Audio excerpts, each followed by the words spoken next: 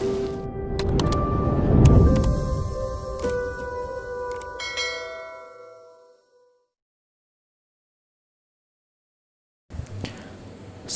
warahmatullahi wabarakatuh. Selamat datang kembali di channel kami, Azril Hidayat.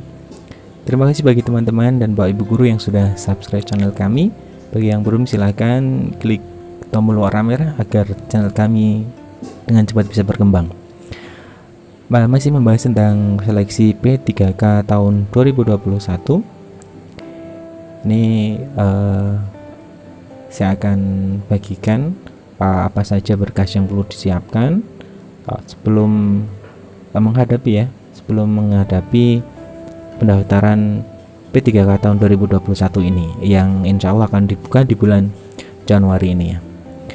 Saya selalu sampaikan kepada Bapak Ibu guru, kita harus merujuk kepada surat resmi ya, surat edaran resmi atau peraturan resmi, dimana nanti sehingga kita tidak bakalan salah arah. Nah, saya bukakan dari kebijakan pengadaan P3K ya, Badan Kepegawaian Negara. Nah, ini landasan hukum tentang pelaksanaan P3K itu ada 5 ya. Ada UU nomor 5 tahun 2014 tentang ASN, nomor 49 PP nomor 49 2018 tentang manajemen pegawai pemerintah dengan perjanjian kerja, Perpres 38 tahun 2020 tentang jenis jabatan yang dapat diisi oleh P3K. Kemudian nomor 4 Perpres nomor 98 tahun 2020 tentang gaji, dan nomor 5 ya, peraturan BKN nomor 1 tahun 2019 tentang petunjuk teknis. Nah, di peraturan BKN nomor 1 tahun 2019 ini disebutkan secara detail ya tentang berkas apa yang nanti akan diupload ataupun akan diserahkan oleh pelamar ketika dia sudah melakukan pendaftaran ya. Ya, terus simak video ini, silakan tonton sampai habis agar tidak menyebabkan kesalahpahaman ya. Nah, kita bawakan di peraturan BKR nomor 1 ya tahun 2019. Nah, ini peraturan BKN nomor 1 tahun 2019. Nah, 1 tahun 2019 ya. Nah, kita langsung cari saja ya. Ini banyak sekali ya. Kita langsung cari di bab 1 tentang umum tidak usah. Kita sambil membaca ya.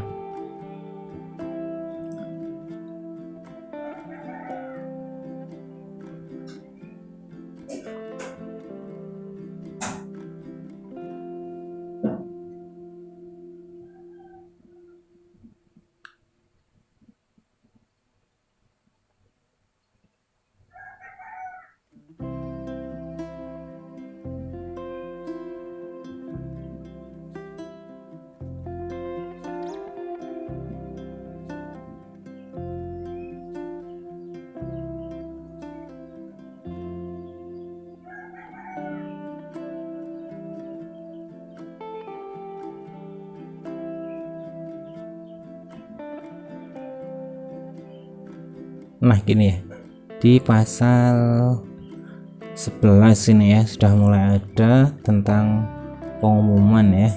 Ini sudah muncul di sini syarat yang harus dipenuhi oleh pelamar ya. Sebentar, bagian kedua, nah pelamaran. Nah, ini ya di pasal 14 bagian 1.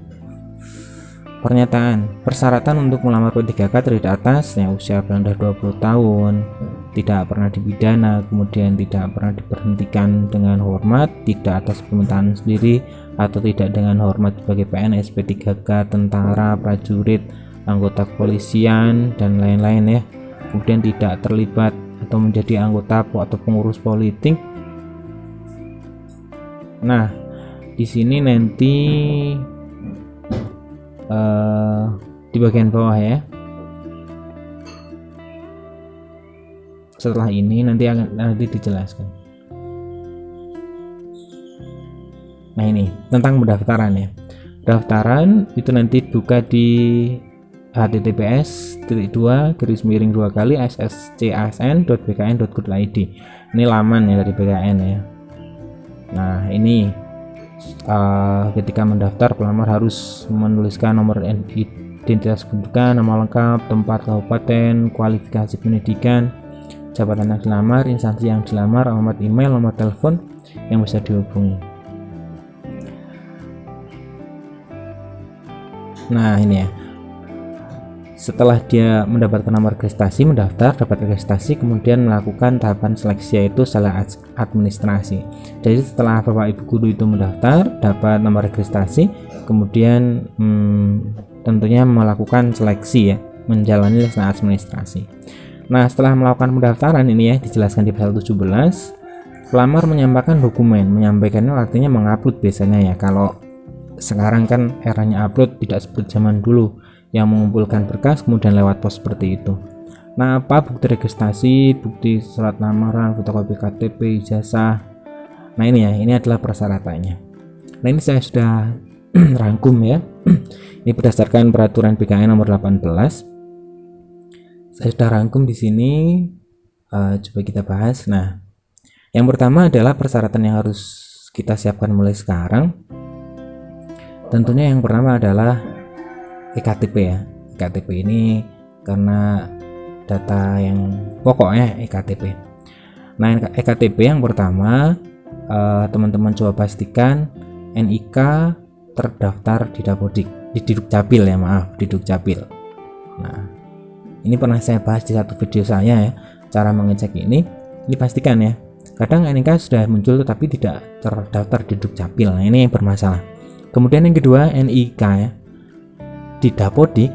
Nah ini kan kita punya ya profil Dapodik.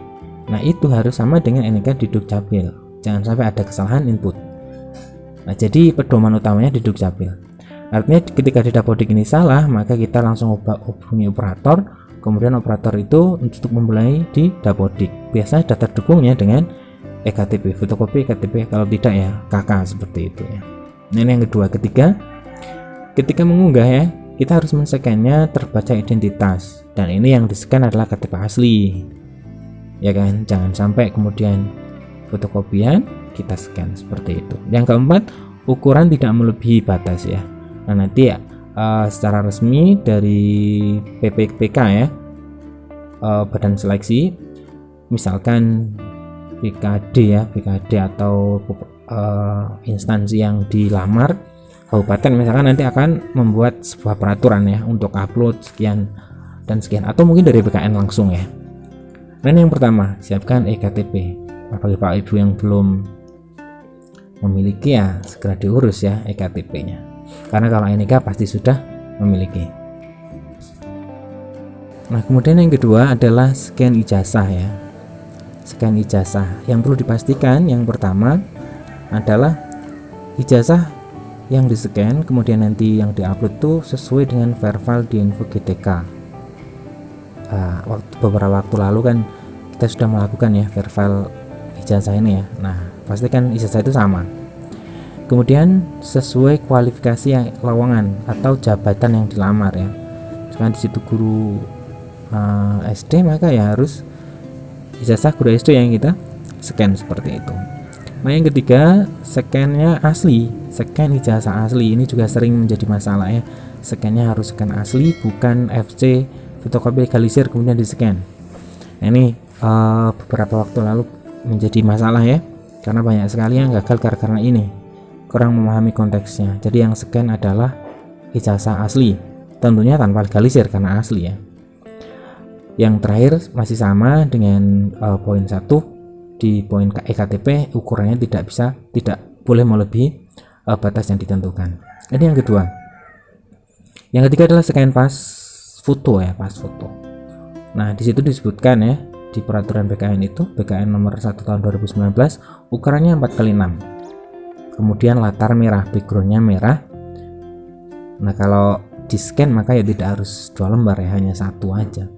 Mungkin kalau ini dikumpulkan berkasnya fisik seperti itu, maka 2 lembar. Nah ukuran tidak melebihi. Nah dipastikan foto ini adalah foto terbaru ya, foto terbaru. Nah, biasanya nanti akan menjadi ini ya. Ada pernah kasus dulu ketika kami sedang melakukan seleksi seperti itu ya. SKD dulu di CPNS, fotonya foto sudah lama, orangnya sudah baru, artinya dengan style yang baru itu pun dipertanyakan ya. Selanjutnya adalah alamat email ya. Ini nanti di pendaftaran awal itu kita memasukkan email ya, memasukkan email. Nah, yang pertama pastikan email itu aktif. Kemudian seandainya kita ingat, kita catat, dan yang terpenting ini masukkan di akun HP. Artinya kita tambahkan akun di HP, kita tambahkan akun Google seperti itu. Kemudian kita masukkan alamat email ini. Supaya apa maksudnya? Ketika ada notifikasi masuk itu langsung kita tahu. Karena kalau cuma tidak kita masukkan di akun HP, itu takutnya tidak menjumpai kalau ada notifikasi baru yang masuk. Nah, ini yang penting ini menurut saya. Dan terakhir rekomendasinya adalah Gmail ya, karena ini Gmail yang sudah sekarang ini ya menjadi primadona ya. Google kan sudah menjadi kebutuhan ya untuk setiap orang. Nah, ini alamat email. Setelah itu adalah nomor telepon atau handphone. Ini juga dilakukan ketika pendaftaran ya. Nah, pastikan nomornya aktif, nomor teleponnya aktif. Bisa menerima telepon, juga bisa menerima SMS. Bukan hanya nomor WhatsApp. Nah, ini banyak kasus ya, kejadian kita menggunakan WA, nomornya sudah tidak aktif sehingga tidak bisa menerima notifikasi melalui SMS ataupun tidak bisa menerima telepon bukan panggilan melalui WhatsApp. Nah, ini kita pastikan ya. Jadi nomor itu selain masukkan di aplikasi Juta Umat ya, aplikasi WhatsApp, juga kita harus selalu isi pulsanya sehingga masa aktifnya terus bertambah ya, tidak hangus seperti itu. Yang keempat, minimal ya aktif sampai proses berakhir ya, karena biasanya juga tidak jarang ada notifikasi masuk lewat SMS ataupun lewat telepon.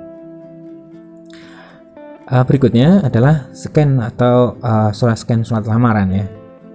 Nah, ini ada ya, tadi di awal kita coba bukakan. Nah, di sini ada surat, nah ini ya surat lamaran yang telah ditandatangani ya. Nah, ini berarti di awal ya, setelah untuk melakukan seleksi administrasi, maka harus menyertakan surat lamaran ya. Nah, tulis atau print out, kemudian bagaimana formatnya, kertas folio bergaris atau kertas HVS, ukurannya 4 atau 4 dan lain-lain. Nah, yang terpenting di sini adalah ini, teman-teman. Ikuti instruksi dan jangan modifikasi. Ini banyak sekali masalah di sini. Saya pengalaman ikut CPNS tahun anggaran 2018, itu banyak yang gagal gara-gara ini ya. Surat lamaran yang mereka modifikasi menurut mereka itu yang terbaik seperti itu, kemudian dimodifikasi redaksinya, dan itu disalahkan oleh BKD ya, seperti itu. Nah, yang penting ini ikuti instruksi, kemudian jangan modifikasi. Ketika tulis tangan instruksinya maka tulis, ketika print out, sesuaikan layoutnya dengan contoh seperti itu. Fontnya apa, kemudian spasi berapa, kita ikut formatnya saja, ikuti saja, jangan pernah memodifikasi. Ini adalah pesan dari kami. Nah, ini adalah berkas-berkas yang perlu disampaikan, yang perlu dipersiapkan sebelum pendaftaran itu dimulai. Nah, semoga ini bermanfaat ya teman-teman. Persiapkan mulai dari KTP, kemudian ijazah, pas foto, surat. Nah, ini surat pernyataan nanti ya di lampiran 4 ya. Coba sebelum terlambat di lampiran 4 kita coba find aja lampiran 4. Nah, di lampiran 4 tuh ada surat pernyataan ya. Nah, surat pernyataan seperti ini. Kalau kita membaca tadi redaksinya, maka pernyataan ini juga diupload setelah pendaftaran untuk mengikuti seleksi administrasi ya. Nah, yang bertanggal di bawah ini nama ini surat tidak pernah dipidana, pernyataan ya, tidak pernah diberhentikan, tidak berkedudukan sebagai PNS, tidak menjadi anggota atau pengurus partai politik, bersedia ditempatkan. Nah, ini diupload ya setelah pendaftaran ya. Nah, ini berarti yang terakhir ya. Yang terakhir adalah lampiran 4 ini tentang surat pernyataan. Semoga video ini bermanfaat. Jangan lupa like dan share video ini. Bagi Bapak Ibu guru yang belum subscribe, silahkan subscribe sehingga dapat menerima notifikasi berita-berita terbaru yang akan saya sampaikan. Terima kasih. Saya akhiri. Assalamualaikum warahmatullahi wabarakatuh.